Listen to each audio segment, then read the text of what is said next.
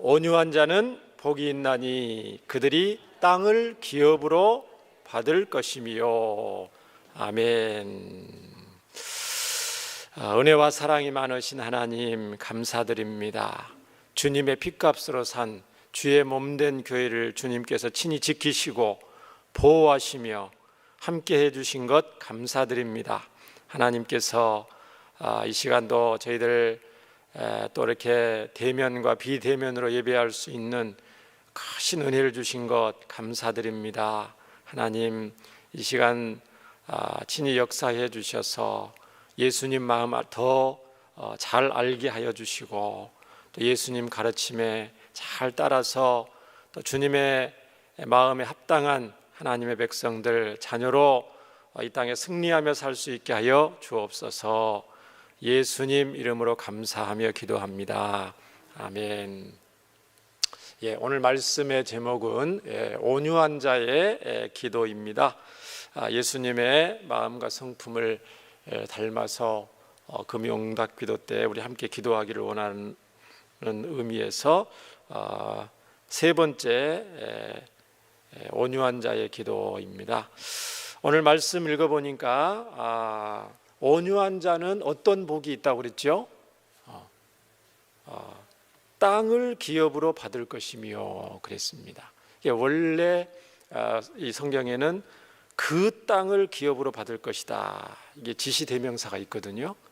온유한 자는 복이 있나니 그 땅을 기업으로 받을 것이다. 그 땅이 뭐예요?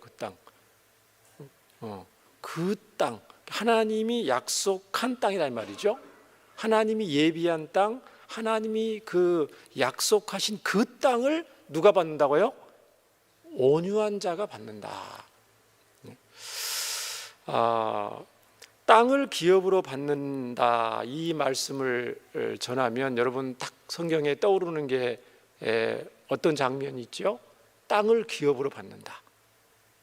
땅을 이렇게 분배받는 장면이 나오죠? 구약 성경에. 자, 과거에 출애굽한 이스라엘 백성들이 하나님이 약속한 그 땅, 가나안 땅에 들어가서 이스라엘 12지파가 땅을 분배받는 장면이 금방 떠오릅니다. 여호수아서에 보면 이렇게 떠오르는데요. 자, 레위기 20장 24절에 하나님께서 이렇게 말씀하셨습니다. 내가 전에 너희에게 이르기를 너희가 그들의 땅을 기업으로 받을 것이라. 그들의 땅이 누구죠? 가나안 일곱 족속의 땅이죠. 하나님 약속해 주셨죠. 내가 그 땅, 곧 젖과 꿀이 흐르는 땅을 너희에게 주어서 유업을 삼게 하리라 하였노라. 약속을 상기하시는 거죠. 나는 너희를 만민 중에서 구별한 너희의 하나님 여호와이니라. 하나님께서 땅을 기업으로 받을 것이라 했는데 그 땅을 유업으로 하나님께서 삼게 하리라, 이렇게 했었다는 거죠. 그대로 이루어졌죠.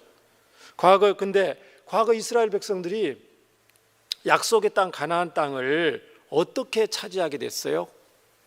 우리가 스토리를 쭉 알듯이 애굽의 노예 생활하다가 가나안에 정착하고 있는 일곱 족속, 굉장한 족속들이잖아요. 그렇죠? 군사력으로나 인구수로나 굉장한 그 족속의 땅을 이스라엘 백성들이 어떻게 차지합니까? 이집트 노예 생활하다가 와서 굉장한 군사력을 가지고 정복을 했어요? 그게 아니죠. 그게 아닙니다. 자기들의 힘으로 약속의 땅을 점령한 게 아니고 오직 하나님의 은혜로 가나안 땅을 점령하게 되죠.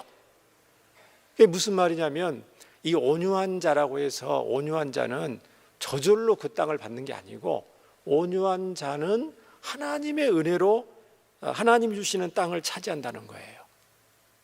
온유한 자가 땅을 차지하는 것이 하나님의 은혜라는 것입니다. 하나님의 은혜로 땅을 기업으로 받는 축복을 받게 된다는 것입니다. 땅을 기업으로 받는다는 것은 또 어떤 의미가 있을까요? 땅을 기업으로 받는다. 이게 부동산이죠, 부동산. 땅, 요즘 부동산이 굉장히 우리나라에 지금 굉장한 화두가 되죠. 부동산을 잘못 관리하면 이 정권이 무너질 수도 있습니다. 그만큼 이 사람들의 이 생계와 직결되는 문제예요. 부동산 문제.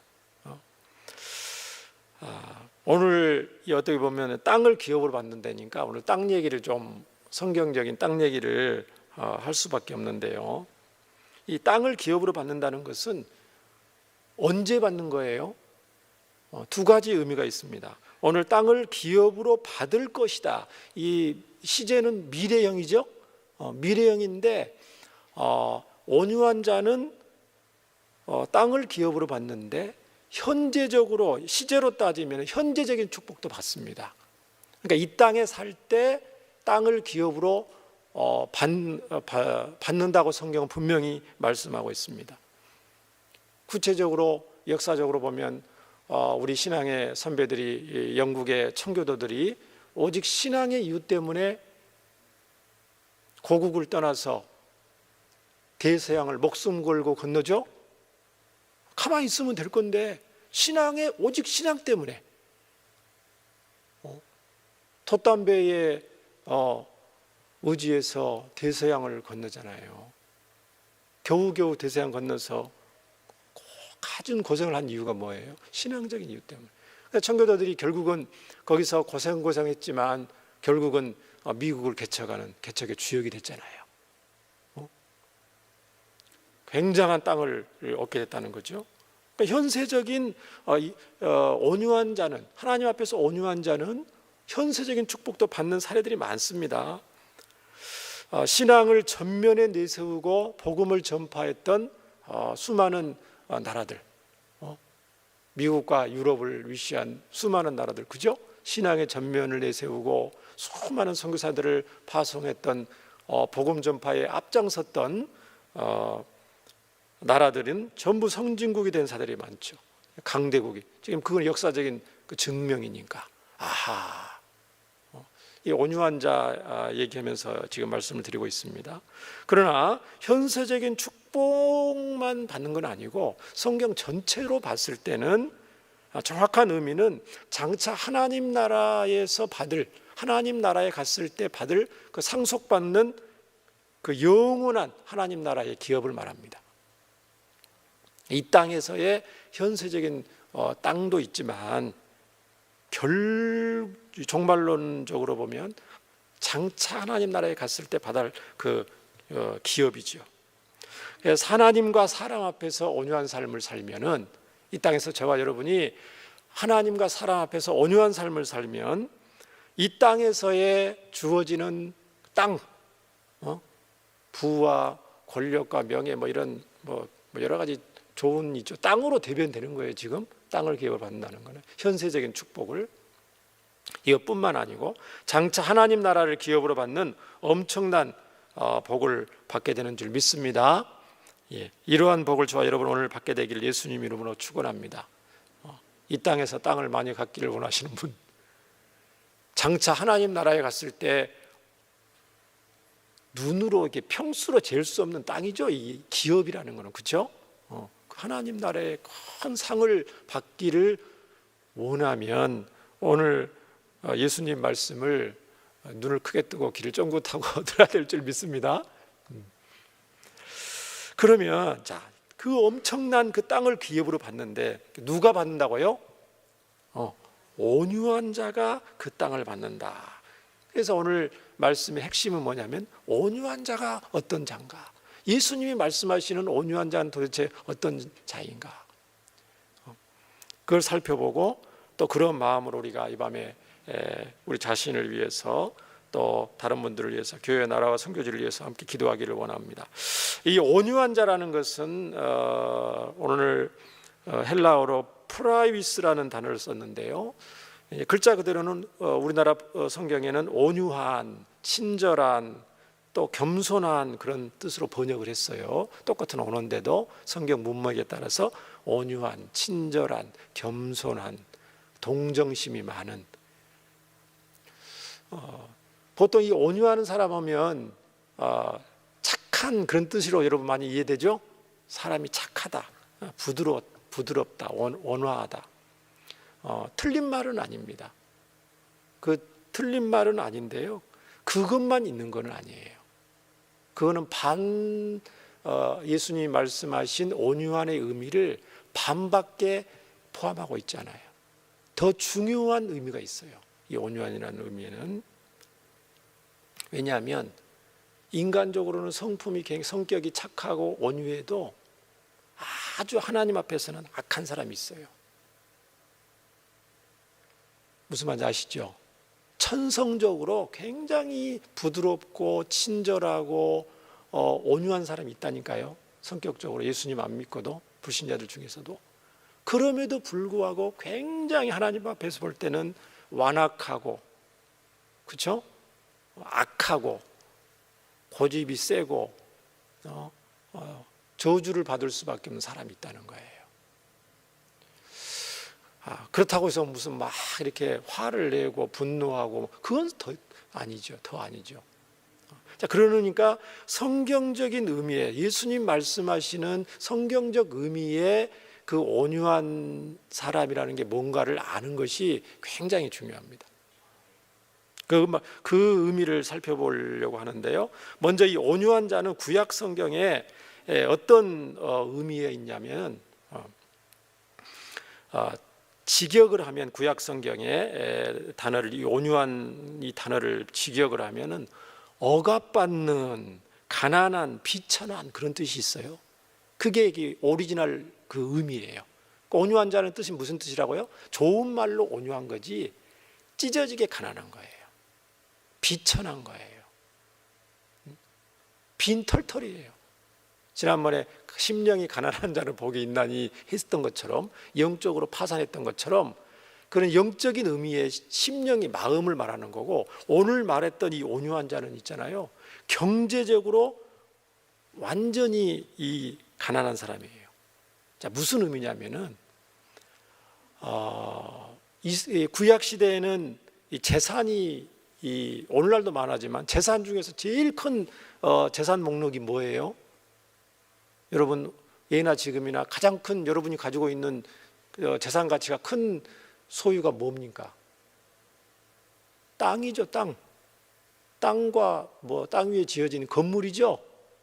집과 땅이 여러분 재산 중에서 가장 큰 비중을 차지하잖아요.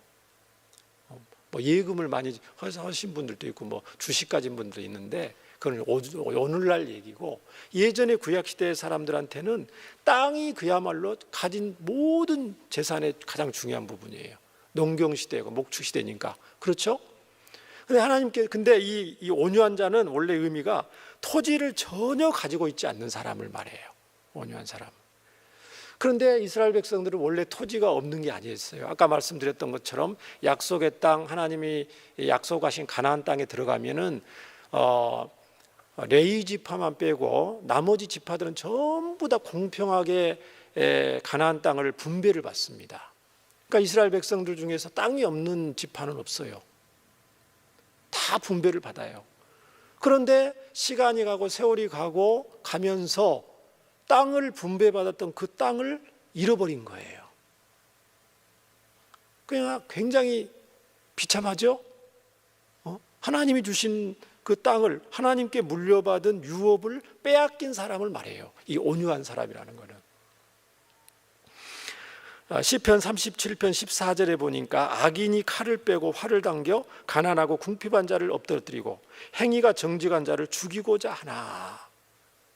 그냥 악인들, 살다 보니까 악인들이 생겨나고, 하나님 백성들 가운데도 힘과 권력을 가지고 있는 사람들이 있고, 그래서 약한 사람들의 토지를 빼앗고 재산을 빼앗는 거예요.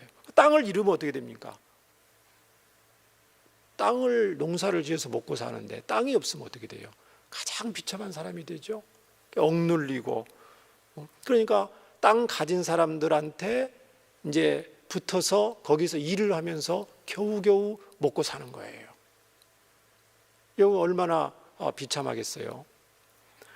억눌리고 속임과 착취를 당하고 비천한 사람, 그 사람이 이 온유한 사람의 원뜻이었어요, 구약 성경에. 그래서 하나님은 구약 성경에 쭉 보면은 나는 고아와 가부의 하나님이다 라는 말 여러분 들어보셨죠? 하나님께서 당신을 소개할 때에 나는 고아와 가부의 하나님이란 말을 얼마나 많이 자주 하셨는지 몰라요. 우리 하나님은 낮은 자의 하나님이시라는 거예요. 약한 자의 하나님이라시는 거예요. 우리 하나님이 참으로 좋으신 분이신 줄 믿습니다. 우리도 그 약한 사람들, 가난한 사람들을 우리가 정말 하나님을 경외한다면 무시할 수가 없죠.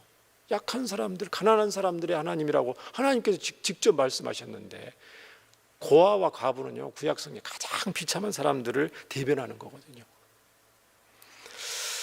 자, 그럼에도 불구하고 억압받고 가난하고 비천한 그 사람들이 온유한 사람인데 그냥 경제적으로 가난한 것에 끝나지 않아요. 거기에는 반드시 하나님을, 그럼에도 불구하고 하나님을 의지하는 사람이에요. 여기에 이제 키포인트가 있는 거예요. 온유한 사람은 찢어지게 가난한 사람인데 땅도 한 평도 없이 가난한 사람, 힘 있는 사람한테 착취와 억압을 당하는 사람, 비천한 사람인데 그럼에도 불구하고 뭐가 있어요? 마음에 믿음이 있어요. 신앙이 있어요. 하나님을 의지하는 사람이에요, 이 온유한 사람이. 그래서 이사야 40장 17절에 읽어보면은 구약 성경의 온유한 사람들의 장면이 이사야 시편 40편 17절이죠. 나는 가난하고 궁핍하오나. 온유한 사람이거든요. 가난하다 궁핍하니까 온유한 사람의 구약적인 이 원어예요, 그대로. 궁핍하오나 주께서는 나를 생각하시오니 주는 나의 도움이시오 나를 건지시는 이시라. 이렇게 고백하는 거예요. 가난하고 비참하지만 그렇게 하나님 앞에 하나님을 의지한다는 거죠. 나의 하나님이여 지체하지 마소서. 구약 성경의 온유한 사람의 대표적인 그 장면입니다. 이사야 41장 17절에 보시면, 이사야 41장 17절에 보면 가련하고 가난한 자가 물을 구하되 물이 없어서 갈증으로 그들의 혀가 마를 때에 나 여호와가 그들에게 응답하겠고 나 이스라엘의 하나님이 그들을 버리지 아니할 것이라. 가련하고 가난한 자, 비천한 자, 온유한 자거든요. 근데 그 사람이 가만히 있어요? 갈증으로 물을 찾듯이 누구를 찾아요? 하나님을 찾는다는 거예요. 며칠씩 물을 한 모금도 죽이지 못한 사람이 물을 찾듯이, 성경의 시편에 사슴이 시냇물을 찾듯이 하나님을 찾는 사람, 그 사람이 온유한 사람이라는 거예요. 물도 없으니까 얼마나 비참합니까? 제가 92년에 군회를 갔는데요, 6월 15일 날 논산훈련소에 입소를 했는데 신병훈련을 받는데 6월 달에 6월 군번이라고 그래요. 2주 동안 신체검사 받고 대기한 다음에 7월부터 신병훈련이 시작되니까 덥겠어요, 안 덥겠어요? 죽을 지경이죠. 7월 달에 가만히 있어도 땀이 줄줄 나는데 이제 거기서 신병이니까 훈련을 받아야 돼요. 그러니까 종일 땀으로 목욕을 하겠죠. 흙투성이 돼서 이게 땀으로 이 군복이 다 젖을 정도로 신병들이니까 훈련을 받는데 제일 힘든 것 중에 하나가 뭐냐면 뭐겠어요? 여름이니까 목이 마르는 거예요. 목이. 지금 너무 그게 기억이 나서 제가 갈증 때문에 지금 얘기하는데 그만큼 하나님을 찾는다는 건데, 얼마나 물을 찾았냐면은 아침에 식사를 하는데 밥이 있고 거기 된장국이 계속 나와요. 된장국의 소금 농도가, 소금이 굉장히 진하게, 왜 신병들이 훈련하다가 땀을 흘려서 탈진하면 죽을 수 있기 때문에 소금물이 평소보다 몇 배나 많습니다. 땀을 많이 흘리니까. 이제 식사 외에는 물을 안 주잖아요. 먹고 싶은 대로 신병이 뭐 다 먹은 게 아니죠. 그 훈련인데. 어느 날 산에 가서 훈련을 받고 하는데 쉬는 시간이 되는데 너무 목이 마르는 거죠. 다 훈련병들이. 땡볕에서 땅을 기고 유교 훈련을 받고 막 각계 전투를 훈련 받는데 차라리 훈련 받다가 차라리 죽는 게 낫겠다. 차라리 물이라도 한번 먹어봤으면 소원이 없겠다. 그런 마음이 들어요. 정말 세상에서 얼마나 물이 소중한지. 군에 가면 좀 좋은 점도 있어요. 물이 얼마나 소중한지, 공기가 얼마나 소중한지 화생방 훈련 받을 때, 그렇죠? 좋은 점도 있어요. 그 흔해 빠진 물을 먹고 싶어서 정신이 없는 거예요. 그랬더니 물 먹을 사람 쉬는 시간에 손들어. 다 손들죠. 자, 앞으로 줄 사람. 물 한 잔에 소금 한 주먹. 소금 한 주먹을 입에 넣고 물 먹을 사람은 나오는 거예요. 나왔겠어요? 안 나왔겠어요? 나왔죠. 여러분, 소금 한 주먹하고 물을 한 모금하고 그래도 바꿔요. 사람들이 소금을 입에 넣은 사람만 물을 먹을 수 있어요. 그만큼 찾는데, 이 온유한 사람은 그만큼 하나님을 찾는다는 거예요. 갈증 난 사람이 찾는 거죠. 스바냐 2장 3절에 보니까 여호와의 규례를 지키는 세상의 겸손한 자들아. 이 겸손한이라고 온유한 자를 표현했다고 그랬죠. 너희는 여호와를 찾으며 공의와 겸손을 구하라. 너희가 혹시 여호와의 분노의 날에 숨기면 그만큼 하나님을 찾는다는 거예요.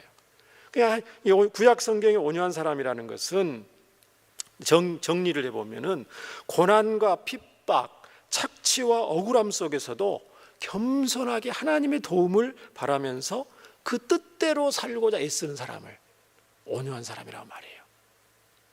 또 외부의 억압과 부당한 대우에 대해서 살다 보면 그런 게 있죠. 굉장히 억울한 일을 당하고 힘과 권력에 의해서 부당한 대우를 받는 그 가운데서도 거칠게 반발하거나 인간적 방법을 쓰거나 물리적인 힘으로 대항하기보다는 억울하고 정말 부당한 대우를 받으니까 한바탕 하고 싶잖아요. 법적인 조치를 취하고 싶잖아요. 인간적인 방법 나도 쓰고 싶잖아요. 사람들은 가만히 있으면 더 무시하니까, 더 괴롭히니까 바보인 줄 알고. 이 세상이 원래 그러거든요. 힘 있는 사람한테는 끽소리 못하고 약한 사람한테만 큰 소리 치는 게 이 세상의 이 논리거든요. 참지 못해서 인간적 방법과 물리적 힘으로 대항하고 싶은데 안 하는 거예요. 안 하고 하나님께 오히려 모든 것을 맡기고 고도의 평정심을 유지하는 사람, 그 사람이 바로 누구라고요? 온유한 사람이에요. 대단한 사람이죠? 이 온유한 사람의 말씀을 준비하다 보니까 이번 주에 많은 성도님들이 코로나 검사 받느라 고생을 많이 하셨어요. 이 중에도 검사 받으신 분 계시죠? 자, 이 상황에서 정말 고생 많으셨는데, 이 상황 가운데서 온유한 사람인지 온유한 사람이 아닌지를 나타나게 돼요. 일이 술술 잘 풀리고 평안할 때는 다 사람들이 대부분 온유합니다. 잘 먹고 잘 살고 평안하고 그럴 때는 다 온유합니다. 언제 온유하냐 온유하냐가 나타나냐면 정말 불합리하고 고난 중에 있고 환난 중에 있고 괴롭고 답답할 때 그 사람이 온유한지 온유하는지 나타나는데, 자, 코로나 대응 과정 가운데 온유한 자의 반응. 월요일 날까지 꼭 검사를 받으세요, 성도님 하면서 이제 우리 교육자들이 전화를 돌렸어요. 그랬더니 대부분 성도님들이 알겠습니다, 잘 들었어요. 그러니까 문자를 보내서 검사 받으셨으면 검사 받았다고 문자로 답변을 해주세요. 제가 저희 교구 성도님한테 문자를 보냈더니 어떤 성도님이, 집사님도 아니에요, 성도님이 주로 온라인 예배 드리는 성도님이에요. 근데 그분이 뭐라고 저한테 문자 왔냐면 유일하게 이런 문자를 왔어요. 다른 분들은 예 하고 문자, 전원 음성이 나올 것이라 믿습니다. 너무 염려하지 않으시기를 바랍니다. 감사합니다. 웃음표 2개. 그거 있죠, 웃음표 이렇게 간 모양 2개. 와, 제가 이 문자 메시지를 받고 뭐라고 했냐면 아멘 하고 답장을 보냈어요. 물론 저도 기도하죠. 성도님들 아미시하면서. 그러면서도 혹시나 한 명이라도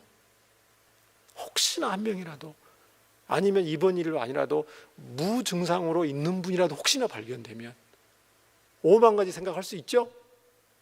유일하게 산부 예배 때 마스크 안 쓰신 분이 누구예요? 예? 다른 분들은 다 음성인데 마스크 유일하게 안 쓰신 분이 혹시라도 이게 상상하면 안 되는데, 사람인지라 5만 가지 마스크 안 쓰면 안 되니까 그거 보통 문제가 아니죠. 아니면 어쨌든 뭐 여러 가지 경우의 수를 막 생각해도 이게 안 됩니다. 그럼 하나님 정말 한 명이라도 나오면은 큰일 납니다.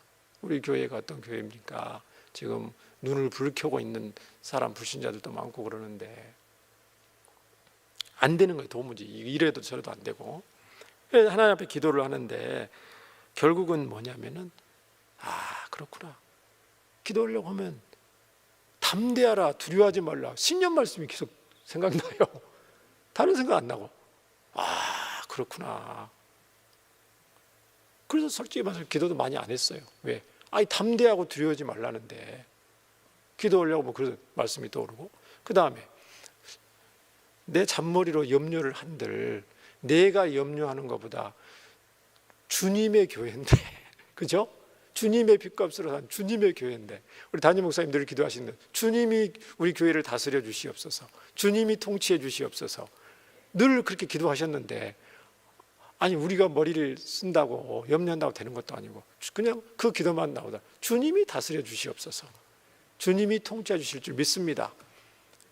혹시 뭐 좀 확진자가 있다 할지라도 결국은 주님께서 하시는 것이죠. 그죠? 그리고 이제 맡겼어요. 맡겼는데 어떻게 됐습니까? 결국은 검사 거의 대부분, 거의 다 받으셨고, 검사 받은 모든 성도가 100% 음성이 나왔죠. 제가 평소에 이런 말 안 하는데 할렐루야라고 해야 되겠습니다. 할렐루야. 아마 오늘 오신 분들은 굉장히 온유한 분들 같아요. 왜냐하면 보통 이 한번 폭풍이 지나가면 잘 안 오거든, 성도들이. 왜? 제가 교육자들한테도 얘기했는데 사실 지금이 제일 안전한 때예요. 보건적으로나 의학적으로, 그렇죠? 보건적으로나 과학적으로, 의학적으로 지금이 제일 안전한 때라고. 왜요? 제일 많이 검사를 받았잖아요. 지금 전부 음성이, 그렇죠? 그 전에 검사 받기 전에는 다 음성이어도 확실할 수는 없었잖아요. 그죠? 지금은 다 음성이니까 지금 더 많이 나와도 되는데 너무 놀라셔서 아마 주일날 하면 어떻게 하시나 한번 봐야 되겠어요, 우리 성도님들. 그러니까 이런 상황 가운데 온유한 자의 특징은 고도의 평정심을 유지한다는 거예요. 근데 어떤 분은 또 이런 분도 있어요. 거의 드물긴 하는데 어떤 성도님들은 가까이 접촉한 분한테 전화해서 어쨌냐 저쨌냐, 뭐 증상이 있느냐, 뭐 검사는 받았느냐, 이런 분들이 많지는 않은데 몇 분 정도 있었던 것 같아요. 그런 모습은 온유한 모습이 아니에요. 오늘 모습 아니죠? 그런 거는 온유한 모습이 아니에요. 이 온유한 사람이라는 뜻은 가장 중요한 게 뭐냐면은 비천한, 가난한 그런 뜻도 있지만은 믿음이 충만한 뜻이 들어가 있거든요. 하나님의 절대 주권과 섭리를 굳건히 믿기 때문에 어떤 비천한, 어떤 억울한 형편, 어떤 부당한 형편, 어떤 답답한 형편이 있더라도 막 경고망동하지 않고 부하내동하지 않고 고도의 평정심을 유지하는 거예요. 왜? 하나님만 전적으로 의지하기 때문에. 이런 분이 성경으로 말하는 온유한 분인 줄 믿습니다. 근데 이게 어떻게 가능해요? 이게 어떻게 이런 온유한 성품이 가능하냐 이 말이죠. 그건 하나님에 대한 전적인 신뢰에서 가능하죠. 하나님에 대한 전적인 믿음 때문에 가능합니다. 인간적으로 볼 때 이 온유한 사람은요, 바보 같은 사람이에요. 이 등신이 등신. 어떻게 보면 인간적으로 보면 세상에 말하는 뭐 주먹은 주먹으로 대항을 해야 되고, 눈에는 눈, 이에는 눈, 이렇게 해야 이 약육강식 이 세상에서는 그게 되거든요. 근데 이 온유한 사람은 그러지를 않은 거죠. 그럼에도 불구하고 이 사람은 내면에 천국을 소유하고 있는 사람이에요. 천국을 소유하고. 그렇기 때문에 담대할 수 있고 당당할 수 있고 담대하고 두려워하지 않을 수 있는 겁니다. 사랑하는 저와 여러분, 이런 온유한 사람들이 되기를 주의 이름으로 간절히 축원합니다. 이 신약 성경에는요, 이 세 곳에 이 온유한 사람의 기록이 되어 있어요. 오늘 마태복음 5장 5절에 온유한 자는 복이 있나니 그들이 땅을 기업으로 받을 것이며, 이 부분하고 마태복음 21장 5절, 마태복음 21장 5절에 시온의 딸에게 이르기를 내 왕이 내게 임하나니 그는 겸손하여, 이 겸손은 이게 온유란 말이 단어거든요. 여기서는 겸손으로 표현했거든요. 겸손하여 낙이 곧 멍에 매는 짐승의 새끼를 탔다. 누구요? 예수님이죠. 예수님의 성품을 표현할 때 이 온유한 이 단어를 썼고요. 오늘 마태복음 5장 5절은 예수님의 성품, 하나님의 자녀들, 하나님의 백성들의 마땅한 성품이 이 온유한 성품이고요. 베드로전서 3장 4절, 오직 마음에 숨은 사람을 온유하고, 여기 온유 나오죠. 안정한 심령에 썩지 아니할 것으로 하라. 이는 하나님 앞에 갖춘 것. 이게 무슨 말이냐면은 아름다운 크리스찬 여성들의 성경적인 여성상을 말할 때 이 온유한 말을 썼어요. 하나님을 경외하는 여성들은 자기를 꾸밀 때에 외모로 꾸미지 말고, 외모로 뭘 이렇게 치장하고 꾸미고 뭘 막 이렇게 꾸미는 건 괜찮은데 지나치게, 그죠? 지나치게 화려하게 자기를 막 꾸미고 거기에 온통 마음을 쓰지 말고, 오직 마음에 숨은 사람, 속마음을 온유하고 안정한 심령으로 이렇게 빚어야 된다. 그걸 지금 막 강조하고 있는 거예요. 그러니까 이게 하나님 백성의 아름다운 내면의 모습이죠. 성품의 모습이죠. 이 온유한 모습이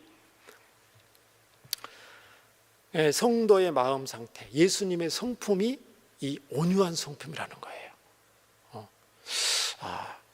그러면 이제 이 온유함을 실천했던 사람, 성경에 온유함을 실천했던 사람 한 사례를 다 들 수는 없고요. 온유함을 정말 잘 나타냈던 사람, 첫 번째 사람 이삭을 얘기로 들겠습니다. 창세기 26장에 다 볼 수는 없어서 제가 말씀을 드릴게요. 창세기 26장에 이런 내용이 나옵니다. 아브라함의 아들 100세 때 낳은 이삭이 좀 장성을 했어요. 그런데 이제 아브라함은 늙었죠. 그랄 지방에 이삭이 거주를 하겠는데 흉년이 들었습니다. 흉년이 들었으니까 먹을 게 없잖아요. 그러니까 먹을 걸 찾아서 애굽이 곡식이 풍족한 애굽의 소문이 들고 애굽으로 내려가려는 마음도 있어요. 흉년이 들었으니까. 근데 하나님께서 애굽으로 내려가지 말아라. 내 아버지 아브라함에게 말한 것처럼 하늘의 별처럼 너를 번성하게 할 거다. 이 땅을 내 자손에게 주리라. 하나님이 이삭에게 말씀하셔요. 이삭이 하나님의 말씀을 듣고 그랄에 머뭅니다. 그랄에 머문데 또 이삭도 연약한 부분이 있어서 자기 아내 리브가가 너무 예쁘니까 누이라고 속이는 그런 실수도 하기는 해요. 그러면서도 끝까지 이 그랄 지방에 머뭅니다. 하나님 말씀 듣고 흉년에도 불구하고 그랄 지방에 머물렀더니 성경에는 뭐라고 표현하냐면 이삭이 그 해에 농사를 지었는데 몇 배를 수확을 했냐면 100배를 수확했습니다. 평소보다 100배를 수확했어요. 여러분 그게 인간적으로 가능 안 하죠. 100배를 수확해서 성경 그대로 표현을 합니다. 창대하여 왕성하고 거부가 되었다. 소떼와 양떼와 종들이 심히 많았다. 성경에 그대로 표현되어 있어요. 거부가 되어서 소떼와 양떼와 그것을 관리하고 다스리는 종들이 수도 없이 많으니까 거기에 살고 있던 블레셋 사람들이 시기를 하기 시작합니다. 그러니까 이제 소떼와 양떼가 많으니까 이 소떼와 양떼한테 가장 중요한 게 뭐예요? 물이죠. 소떼와 양떼는 물이 중요해. 굉장히 풀도 중요하지만 물이 중요해. 그래서 이제 그 아브라함 때 팠던 물을 찾아서 이제 소떼와 양떼를 먹이고 있는데 이 블레셋 사람들이 이삭을 시기해 가지고 야 그거 우리 거거든. 너 우리를 떠나라, 그렇게 말하는 거예요. 또 그곳에 있는 아비멜렉 왕도 너 우리를 떠나라, 너는 너무 지금 강성하고 수가 많으니까 너 있어가지고는 우리한테 득될 게 없다, 너 다른 데로 가라, 너 여기 원래 우리 땅이거든. 이제 이삭이 그 얘기를 듣고 그랄 골짜기로 옮깁니다. 힘들게. 그 많은 가축들을 이동하고, 그리고 그곳에 우물이 없잖아요. 그러니까 우물을 파요. 우물을 파는 게 쉽겠어요, 어렵겠어요? 고대 그 사람들이. 오늘날도 무슨 우물 탐지기 같은 걸 해서 땅을 파잖아요, 시골 같은데. 그 탐지기도 없잖아요. 우물을 판다는 게 쉬운 게 아니거든요. 근데 우물을 팝니다, 그랄 골짜기 가서. 근데 하나님의 은혜로 물이 나와요. 그래서 가축들을 먹이고 있는데, 또 거기에 그랄 목자들이 와서 이거 여기 원래 땅이 이거 우리 우물이거든, 억지를 부리는 거예요. 고집을 부리는 거예요. 이삭이 어떻게 되겠어요? 화가 나겠어요, 안 나겠어요? 화가 나겠죠. 그런데 또 옮깁니다, 다른 곳에. 그래서 또 거기서 우물을 파야 되잖아요. 또 우물을 팠어요. 근데 또 거기까지 또 그랄 목자들이 또 와서 여기도 너 여기 우리 땅이다. 이삭이 또 옮깁니다. 그랬더니 또 거기 와서 갈 때마다 이름을 또 정해요. 그래 무려 몇 번을 옮기냐면은 3번을 옮기는데, 아버지 아브라함 때 팠던 우물까지 해서 하면 총 4번이나 옮기게 됩니다. 그 많은 가축대를 거느리고. 와, 정말 부당하고 이삭의 입장에서는 억울하고, 정말 이렇게 힘을 이용해서 이렇게 나를 이렇게 업신여기고 함부로 대할 수가 있는가. 화가 나겠어요, 안 나겠어요? 굉장히 화가 나죠. 종들도 많고 그러니까 한바탕 해보고 싶은 마음도 굴뚝 같은데, 이때 이삭이 그때마다 우물을 찾아서 옮기고. 이러한 모습이 이삭의 어떤 모습이라고요? 온유한 모습인 줄 믿습니다. 어떻게 그렇게 할 수 있었을까요, 이삭이? 하나님 언약에 대한 전적인 신뢰 때문이죠. 너 여기 그랄에 거주하면은 너 여기를 번성하게 하고 이 땅을 내 자손에게 주리라 하는 그 하나님, 우리 아버지 하나님을 온전히 믿는 거예요. 나의 상황과 처지는 정말 억울하고 답답하고 괴롭지만 하나님의 약속을 굳게 믿기 때문에 사람들과 부딪히는 것보다 온유한 마음으로 가는 거예요. 그리고 나서 창세기 26장 끝부분에 보면은 하나님께서 이삭의 이 온유한 모습을 보고 나타나십니다. 나타나서 뭐라고 말하냐면은 두려워 말아라, 내 자손이 번성하게 하리라. 또 약속을 다시 한번 주십니다. 그리고 나서 무슨 일이 있냐면요, 아비멜렉과 그 친구 군대 장관 비골이 와서 이삭한테 아쉬운 소리를 하는 거예요. 이제 화친 조약을 맺기를 원하는 거예요. 그러면서 창세기 26장 28, 29절을 한번 보시면, 자, 그들이 이르되, 자, 아비멜렉 왕이 자기 군대 장관 데리고 와서 이삭한테 이렇게 말합니다. 그들이 이르되 여호와께서 너와 함께 계심을 우리가 분명히 보았으므로 우리의 사이 곧 우리와 너 사이에 맹세하여 너와 계약을 맺으리라 말하였노라. 너는 우리를 해하지 말아라. 이는 우리가 너를 범하지 아니하고 선한 일만 내게 행하여 내가 평안히 가게 하였음이라. 이제 너는 여호와께 복을 받은 자니라. 이 아비멜렉이 하나님이 너와 함께 하심을 분명히 우리가 보았다. 너는 하나님께 복 받은 사람이다. 그 인정을 하는 거죠. 어떤 사람에게? 온유한 자 이삭에게. 그게 무슨 말이에요? 와, 온유한 자는 복이 있나니 그들이 땅을 기업으로 받을 것이며 라는 예수님의 예언의 말씀이 이 창세기부터 벌써 성취되고 있는 거죠. 땅만 얻는 게 아니고 이 온유한 사람이 사람을 얻는 거예요. 사람을. 여러분, 사람을 많이 얻기를 원하시면 예수님이 가르쳐 주신 대로 온유하시기를 주의 이름으로 축원합니다. 그런데 시간이 없지만은 꼭 굉장히 온유했는데도 불구하고 조금 실수를 했던 분도 계셔요. 자, 모세 얘기를 좀 하고 말씀을 마치려고 그러는데요. 여러분, 민수기 12장 3절에 보면 온유함 하면 가장 떠오르는 사람이 하나님이 직접 말씀 칭찬하신 분이 모세인데요. 모세의 민수기 12장 3절, 자 이렇게 표현. 이 사람 모세는 온유함이 지면의 모든 사람보다 더하더라. 세상에서, 당대 세상에서 온유함이 제일 뛰어난 사람이 누구라고 그랬다고요? 모세가 칭찬받은 거예요.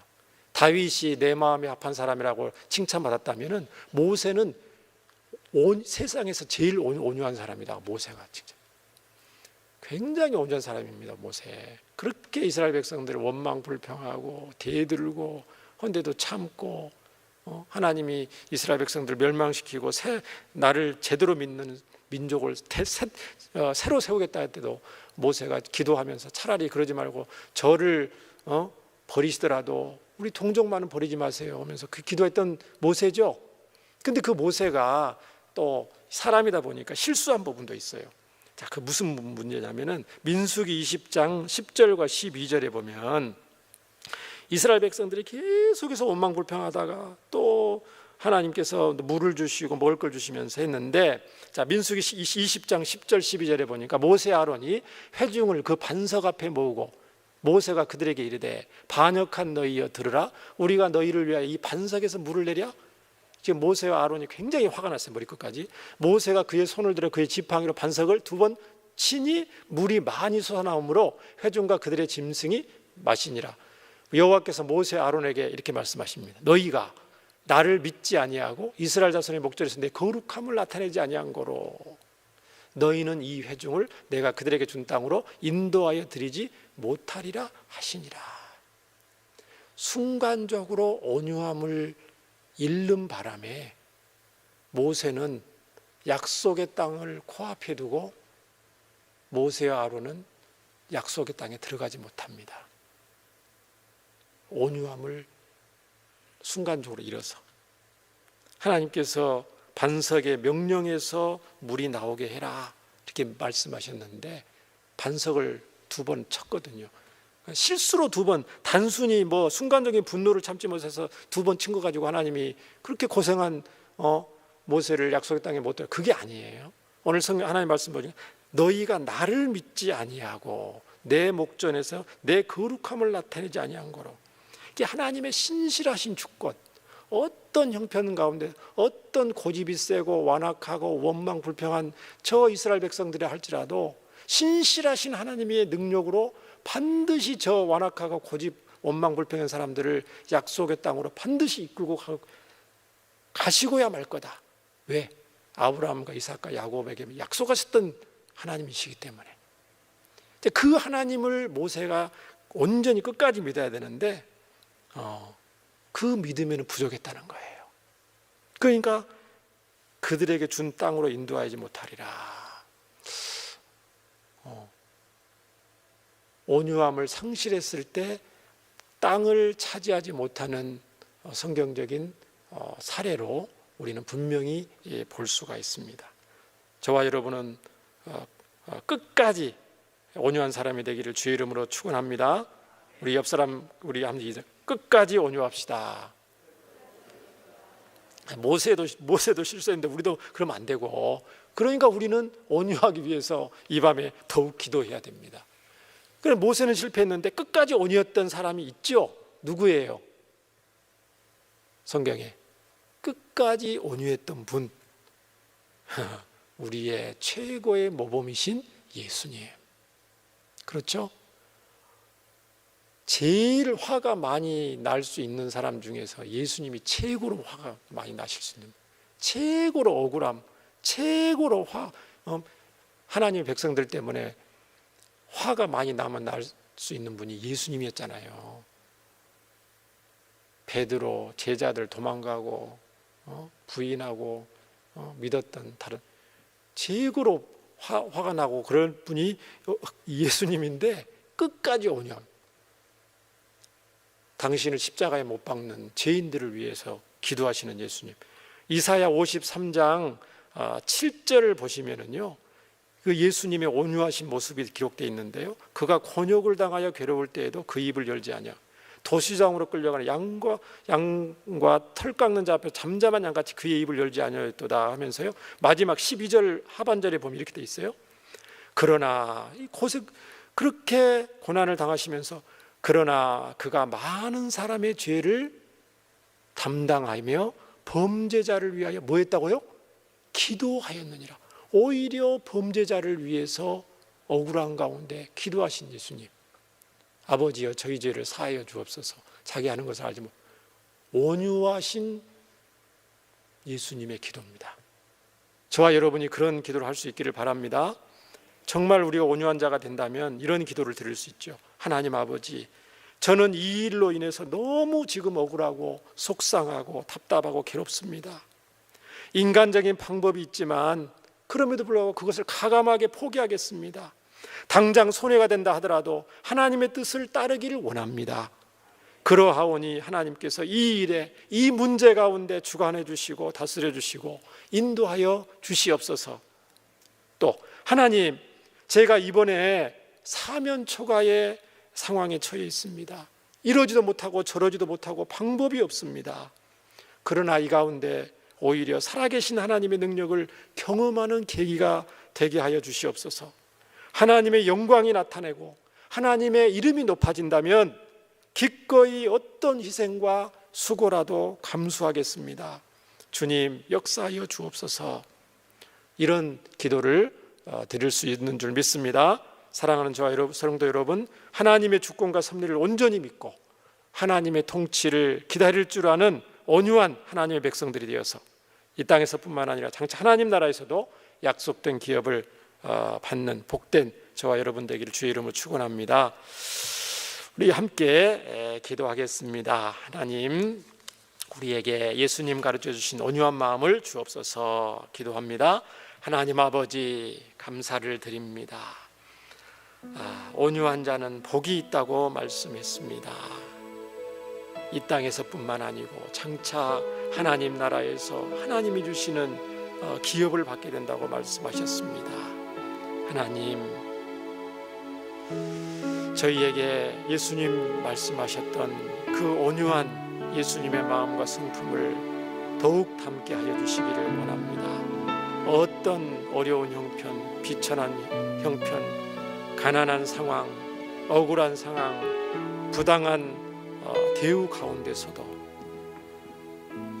살아계신 하나님을 전적이 믿는 믿음을 가지고 인간적인 방법보다도 하나님의 뜻과 하나님의 인도와 하나님의 역사하심을 믿고 기대하고 바라고 의지하는 하나님의 백성들, 온유한 주의 백성들 될 수 있도록 역사해 주옵소서.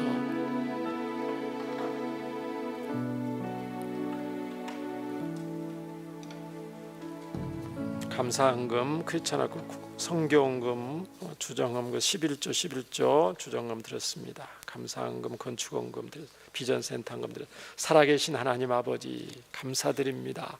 모든 것이 주님께로부터 또 왔고 주님의 모든 주님이 주신 것을 가지고 먹고 마시고 살고 또 주님의 뜻대로 살기를 원하는 그 마음과 중심을 가지고 귀한 예물을 드립니다. 귀한 예물을 하나님 나라를 위하여 주의 영광을 위하여 또 천하보다 귀한 한 영혼 구원을 위하여 귀하고 아름답게 사용하여 주실 줄 믿습니다. 주님께서 귀한 예물을 통하여 친히 역사하여 주옵소서.